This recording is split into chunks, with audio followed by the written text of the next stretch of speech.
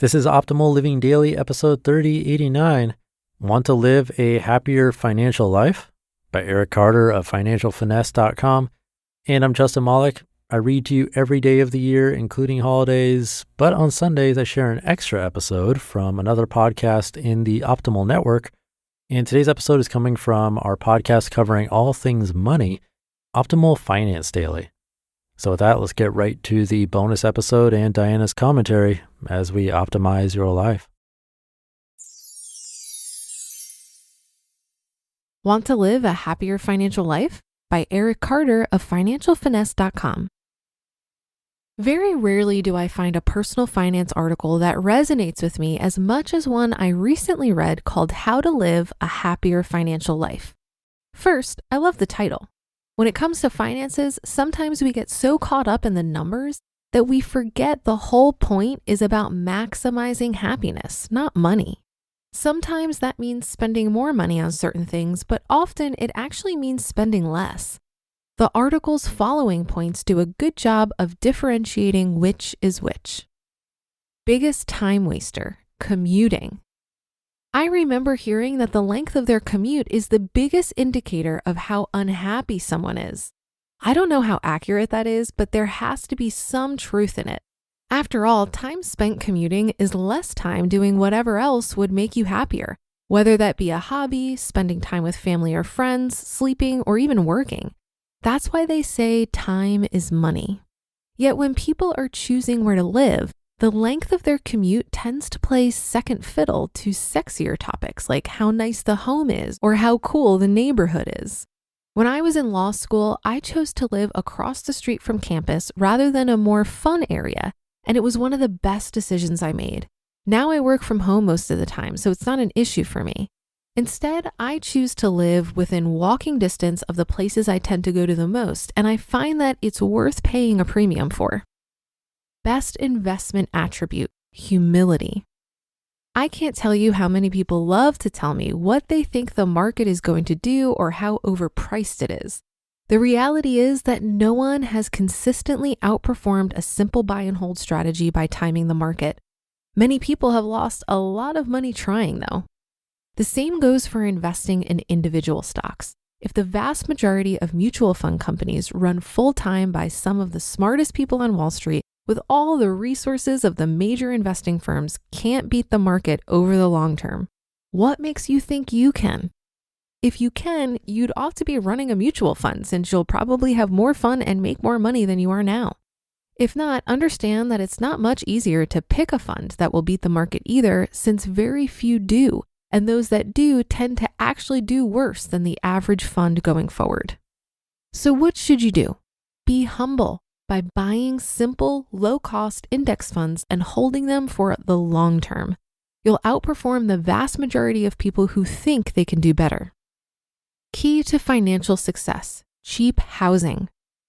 I'm a big believer in how small savings can add up to big savings over time, but big savings can add up to even bigger savings over time. For most people, the biggest expense is their home. But this is a particularly dangerous expense because it's also typically the hardest to get out of if you need to. If you pay extra for a shorter commute, you can save money by buying or renting a smaller place. It may feel a little uncomfortable at first, but I've lived in both large and small homes and found myself adjusting to both to the point where it didn't really matter. Having a bigger place just meant having to walk further to go to the bathroom. Best way to spend money, experiences. So what should you spend money on if not housing? One is experiences. My girlfriend and I love to dine out and travel. While I can certainly cut back a little here too with more meals cooked at home, I definitely feel like I'm getting more of my money's worth in both time and enjoyment than if I spent it on the latest gadget. There are always exceptions, but if you think about it, you've probably enjoyed the experiences you paid for more than the gadgets you bought.